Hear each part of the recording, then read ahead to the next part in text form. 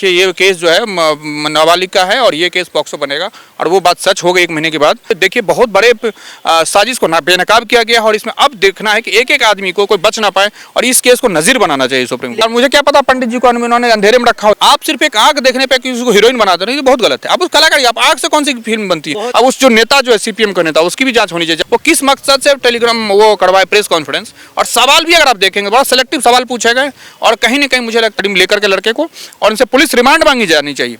Custodial interrogation के लिए police remand मांगिए और पुलिस रिमांड में इनको ऊपर जो है बैठा करके इनसे पूछा जाए कि इसमें कौन कौन शामिल है। बिल्कुल सूरज जी, जिस तरीके से मोनालिसा का मामला आया है, इसमें पॉक्सो का मामला बनता है, क्या कहेंगे इस पर? बिल्कुल पॉक्सो का मामला प्रथम दृष्टया ही बनता है और पॉक्सो में ही खारगोन पुलिस ने एफआईआर की है। ये तो मामला पॉक्सो के अलावा, इसमें पॉक्सो तो आपका सवाल था बन ही गया है, उसके अलावा SC/ST एक्ट का मामला बनता है क्योंकि ट्राइबल थी और ट्राइबल जो national commission for tribal schedule tribal जो है दिल्ली में, उनके अध्यक्ष और जो प्रथम अधिवक्ता हैं प्रथम दुबे जी, उनके और मोनालिसा के फादर, तीनों के अथक प्रयास के बावजूद ही जो है इसमें ये एफआईआर हो पाई। प्रिलिमिनरी इंक्वायरी हुई है प्रथम दृष्टया और ये एज कंफर्म हो गया कि 16 साल 2 महीने हैं।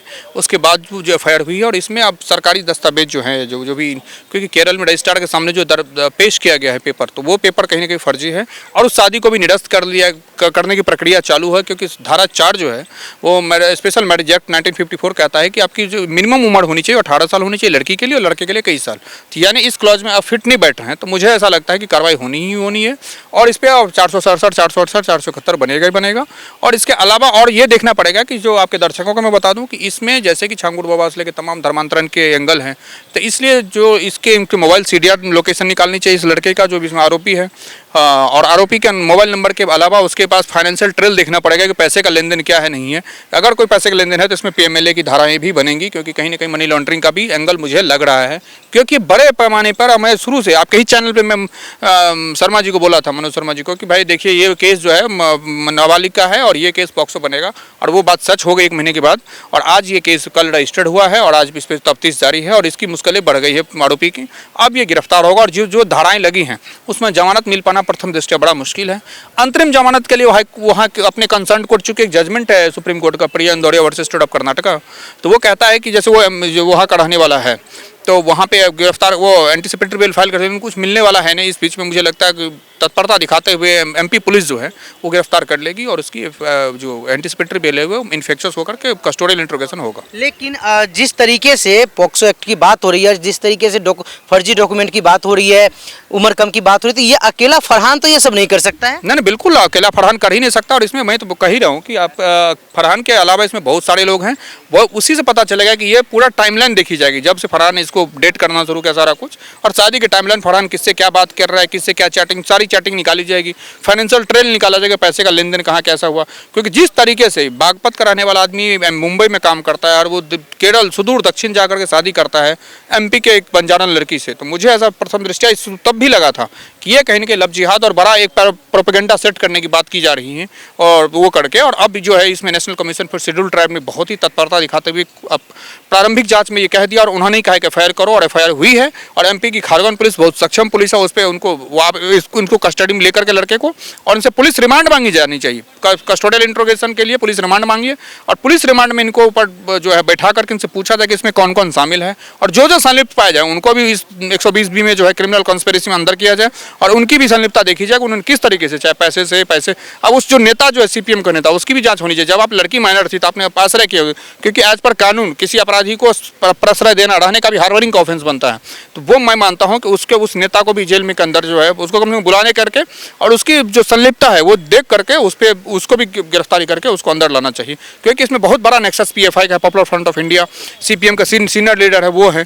क्योंकि अगर पूरा टाइमलाइन देखेंगे तो 1-2 दिन के अंदर सब कुछ हो गया था। ये अगर हम नॉर्मल कोर्स ऑफ लॉ में देखेंगे तो ऐसा होता ही नहीं है, 15 दिन 20 दिन का टाइम लगता है। नोटिस पीरियड होता है, सेक्शन 5 और 6 का स्पेशल मैरिज एक्ट में नोटिस पीरियड देना पड़ता है कि भैया नोटिस दो और फिर सारी चीजें किया जाता है, चस्पा किया जाता है कि हाँ नहीं बगल में कि वहाँ किसी को ऑब्जेक्शन हो। इसमें ये तक नहीं किया गया था, उस प्रोसेस को बाईपास किया गया, सीधा रजिस्ट्रेशन कराई गई। तो मैं मानता हूँ कि प्रोसेस ये शायद 1 महीने पहले नोटिस दिया जाता है। जी धारा 6 में 1 महीने पहले नोटिस दी जाती है स्पेशल मैरिज एक्ट में और उसको लेकर के उसमें दे दी जाती है किसी को आपत्ति हो तो आपत्ति दाखिल करें, लेकिन आपत्ति भी नहीं दाखिल की गई है और इन्होंने जो है शादी मंदिर में कर लिया और उसके बाद जो है सीधा सेक्शन 15 और 16 में रजिस्ट्रेशन किया है और उनकी जो अब चूंकि अब वायरल हो रही है सारी चीज़ें, तो अब मुझे लगता है कि शादी की प्रक्रिया भी जो है वो रद्द की जाएगी।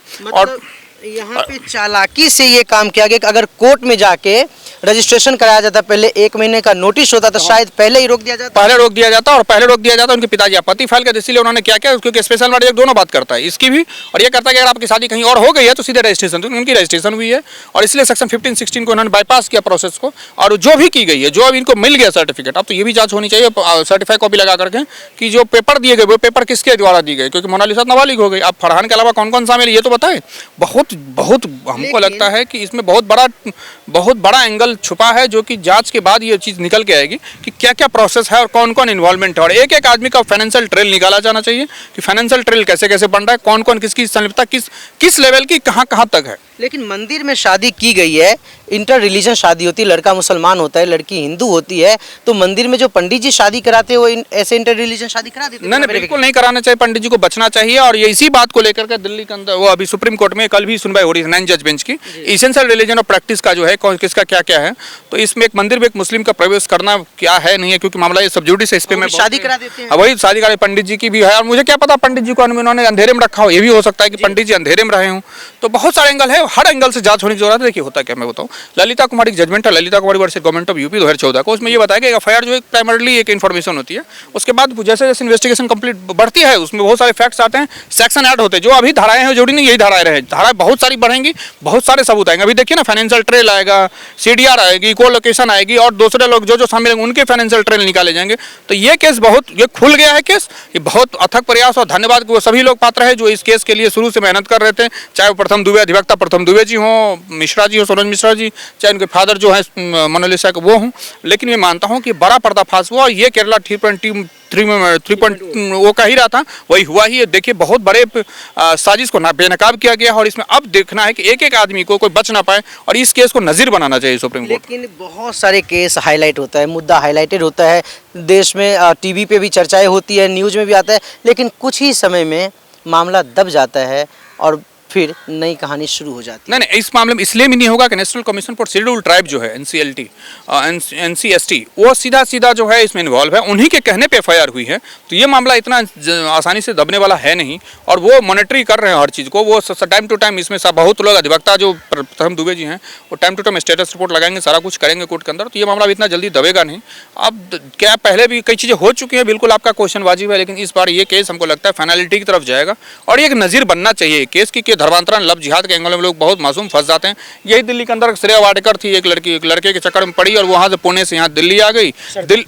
श्रद्धा वाडेकर जिसका जो हाईलाइट हुआ था मामला, बोटी करके फ्रिज में रखा था 40-42 टुकड़ों में, उसके बाद अलग अलग दिन रात में जाकर फेंकने था, वो गिरफ्तार हो गया। तो मैं जमानत भी हो जाए, जमानत अभी नहीं, हाँ अभी बाद में होगी, अभी हुई नहीं है। इसलिए मैं आपके चैनल के माध्यम सभी लोगों को कहूँगा कि प्रेम में ना पड़े, अपने आसपास अपने विवाह जो है अपने गार्जियन की मर्जी से देख समझ के करें। कोई कल को मैट्रिमोनियल डिस्प्यूट होगा तो यही लोग आके बैठ के मैट्रिमोनियल डिस्प्यूट को सुलझाएंगे। और ये जो लव जिहाद है इस सब चक्कर से दूर रहें। किसी भी जिसको जो शादी करनी है वो अपने रिलीजन में करे, हम अपने रिलीजन में खुश हैं, इस तरीके से करें। यहाँ मैं किसी रिलीजन की वैमनस्यता नहीं फैला रहा हूँ, लेकिन शादी जैसे अहम फैसले पे गार्जियन की सहमति बहुत ज़रूरी है।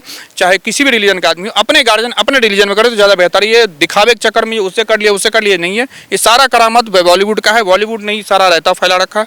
अब चीज़ें खराब हो रही है तो मुझे लगता है इसका रिपरकशन बहुत लार्जर इम्पैक्ट में है। मोनालिसा केस को मैं मानता हूँ कि ये शुरू से मुझे डाउट था कि ये चीज़ें होंगी और अभी मुझे लगता है कि ये जांच एफआईआर हो गई है, जांच हो रही है, कोर्ट भी एक निष्कर्ष पे पहुंचेगी, ये केस नज़ीर बनेगा। और लड़के और लड़कियों जो नासमझ हैं, जो नाबालिग हैं, उनको समझने के लिए और उनको वो चीज़ करने के लिए मतलब अवेयर रहने के लिए मैं आगाह करता हूँ कि आप देख समझ कर अपने करियर पे ध्यान दें, इस टाइप के लफंगों के बीच में ना पड़ें और इनके चक्कर में ना पड़े। आपके कॉलेज के आसपास बहुत सारे लड़के घूम रहे होंगे, टोपीबाज लोग जो भी कह लीजिए, तो उस तरीके से आप बचें।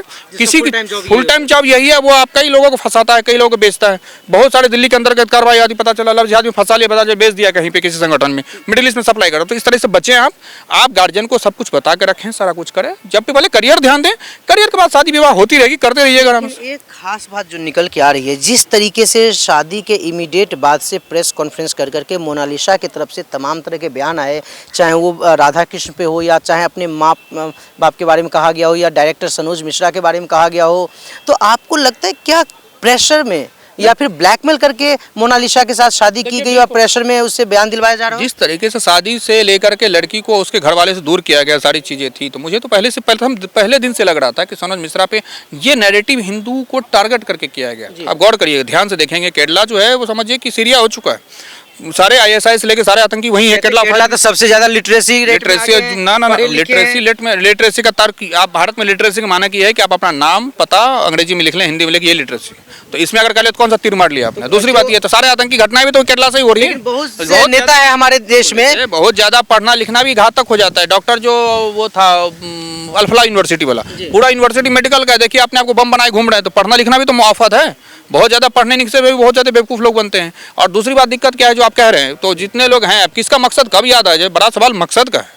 और यहाँ भी भाई साहब मकसद वाले थे, तो बड़ा सवाल यह है कि देखना पड़ेगा कि वो किस मकसद से टेलीग्राम वो करवाए प्रेस कॉन्फ्रेंस। और सवाल भी अगर आप देखेंगे बड़ा सेलेक्टिव सवाल पूछे गए, और कहीं ना कहीं मुझे लगता है कि सनोज मिश्रा ने आज ट्वीट भी किया है कि उनको सत्य की जीत हुई है। आज तक पे मैं भी देख रहा था, तो मैं मानता हूँ कि बहुत बहुत बहुत सातिराना तरीके से किसी मकसद को फुलफिल करने के लिए इस तरीके से की गई है।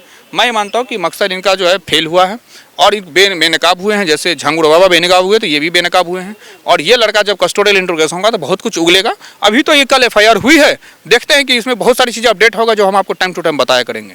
लेकिन एक बहुत ही बड़ा मामला खुलता हुआ दिख रहा है, तो इस तरह के कार्य के उद्भेदन से, इस तरह के मामले के उद्भेदन से कुछ रोक लगेगी? बिल्कुल रोक लगेगी। और मैं चाहता हूँ कि आपके सभी दर्शक इसको लेकर के बहुत सतर्क रहें, सावधान रहें, क्योंकि इस तरीके के लोग जो है बेनकाब हुए हैं तो वो फिर कुछ न कुछ चाल फेंकेंगे, अपने आप को सम्मोहित करेंगे। इसमें नहीं आना है।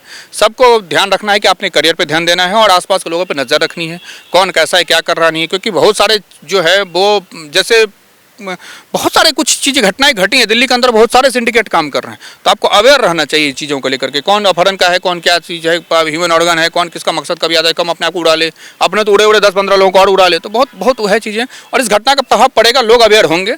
और देखने वाली बात है कि इसमें इन्वेस्टिगेशन दौरान कौन कौन लोग शामिल हैं। और मुझे लगता है जो आपका मूल सवाल था कि इसमें बहुत सारे लोग इन्वॉल्व हैं, और अभी इसका परत दर परत जब खारगोन पुलिस खंगालेगी, केरला जाके इंट्रोगेशन लेगी, कस्टोडियल लेगी, रिमांड लेगी सबको, तो बहुत कुछ निकलेगा। और हमको लगता है सीपीएम पीएफआई की तो सीधा इन्वॉल्वमेंट है इसमें।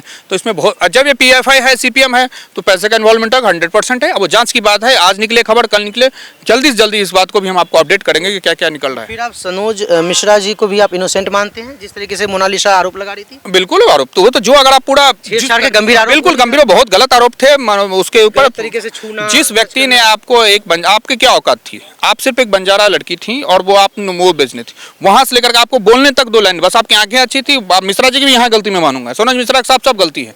आप सिर्फ एक आंख देखने पे किसी को हीरोइन बना दे रहे हैं, बहुत गलत है। अब उस कलाकार, आप आंख से कौन सी फिल्म बनती है, कलाकार बहुत सारे एक्टर पड़े हो, आप उनको मौका दो। तो अब मैं मानता हूँ कि कंट्रीब्यूटरी नेगलिजेंस सनोज मिश्रा की भी है। मैं आपके चैनल के माध्यम से उनको बोल रहा हूँ, वो देखेंगे भी। मैं इस सेंस में मानता हूँ कि आप किसी की आंख अच्छी लग गई तो पूरा मीडिया पागल हो गया, पूरा जो है वो जो सोशल मीडिया पागल हो गया, सनसनी फैल गया, पता चला वो सब उसके पीछे दौड़ रहे हैं। एक सीमा हैदर आ गई, उसके पीछे सब दौड़ रहे हैं। हैदर को तवज्जो दी जा रही है, लप्पू सचिन को तवज्जो दी जा रही है, सारा कुछ जो ये था उसको तवज्जो दी जा रही है। ये सब तवज्जो देने लायक है नहीं। भारत में और बहुत बड़े बड़े इशूज़ हैं, उसको लेकर सॉल्व करना चाहिए। कानूनी मसला जो है, क्योंकि ये जो इस चीज़ का है, सनोज मिश्रा की भी गलती थी, उसको इस तरीके से वो नहीं करना चाहिए था। उनको क्या बोलते हैं, उसको हाइप, और वो तरीके से आप दूसरे आरोप लगे, वो आरोप झूठे आरोप, ये बात मानता हूँ उनके आरोप झूठे हैं। और आरोप की भी जांच हो जाए, लगे हाथ वो भी जांच हो जाए। मैं कहाँ मना कर रहा हूँ, किसी हर चीज़ की निष्पक्ष जांच हो। निष्पक्ष जांच होने से चीज़ें सामने आएंगी और फिर हम बता पाएंगे कि क्या क्या हुआ। चार्जशीट अभी आने वाली, चार्जशीट में नामजद कॉलम नंबर 11 में जो लोग आएंगे नामजद होंगे, या जो सस्पेक्ट्स में या चाहे नामजद में, वो पता चलेगा। टाइम टू टाइम आपको अपडेट करेंगे। तो फरहान की गिरफ्तारी कब तक हो सकती है इस मामले में? पुलिस के ऊपर है, एक्ट एक्ट तो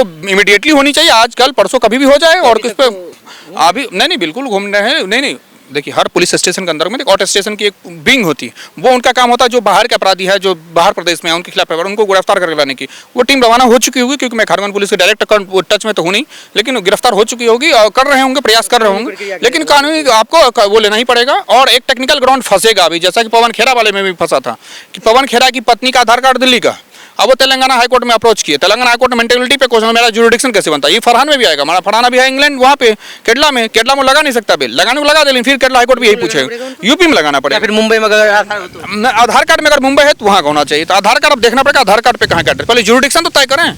25 हाईकोर्ट इसका मतलब कहीं थोड़े लगा दोगे आप। ये मामला पवन खेरा में अटका हुआ, उनका जरूर टल गया, 16 तारीख के लिए, अब इनका भी टलेगा। पवन खेरा जी भी तो वो अलग बैठे हुए हैं, उनको भी गिरफ्तार, उनको भी कोई नो कोर्स ऑफ एक्शन है, उन पर भी गिरफ्तारी हो ही सकती है।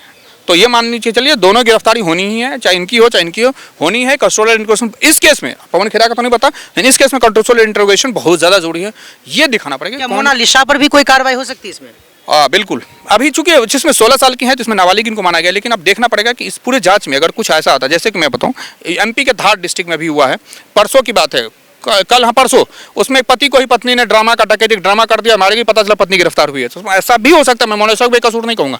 जिस तरीके से है अब जांच में आएगा कि उसका स्टेटमेंट क्या, उसके चैट देखे जाएंगे। अगर कोई चैट संदिग्ध आया तो उनको भी आरोपी बनाया जा सकता है। अगर वो नाबालिग है कानून के हिसाब से, तब तो उन पे जुवेनाइल के तहत जुवेनाइल की तरह कार्रवाई होगी, फिर उनको नारी निकेतन भेजा जाएगा। लेकिन कार्रवाई संभव है, कानून में कार्रवाई होती, चाहे आपको जुवेनाइल एक्ट जज बोर्ड में हो, चाहे आपका नॉर्मल कोर्ट में होती जरूर है। अब अन्वेषण का मामला है, अन्वेषण बहुत जल्दीबाजी कहना होगा अभी, लेकिन अन्वेषण में आने दीजिए चीजें, क्योंकि सब जुडिस मामले में हम लोग बयान देने से बचते हैं, क्योंकि कई बार क्या होता है कि इन्वेस्टिगेशन जियोपर्टाइज हो जाती है, तो चीजें बचते हैं, फिर देखेंगे क्या करना है। जी बिल्कुल। तो जिस तरीके से कुंभ में वायरल हुई एक लड़की जो माला बेचती है, सोशल मीडिया पे सेंसेशन बनती है और उसे बॉलीवुड के एक डायरेक्टर हीरोइन बनाने के लिए मुंबई बुलाते हैं, लेकिन उसके बाद जिस तरीके से ट्विस्ट आता है कि अचानक उसकी एक शादी की खबर आती है, इंटर रिलीजन शादी होती है और तमाम तरह के बयान दिए जाते हैं, तो उसी समय से बहुत से लोग और वकील क्वेश्चन उठा रहे थे कि ये मामला संदिग्ध है और कहीं न कहीं साजिश के तहत मोनालिसा को फंसाया गया और मोनालिसा नाबालिग है।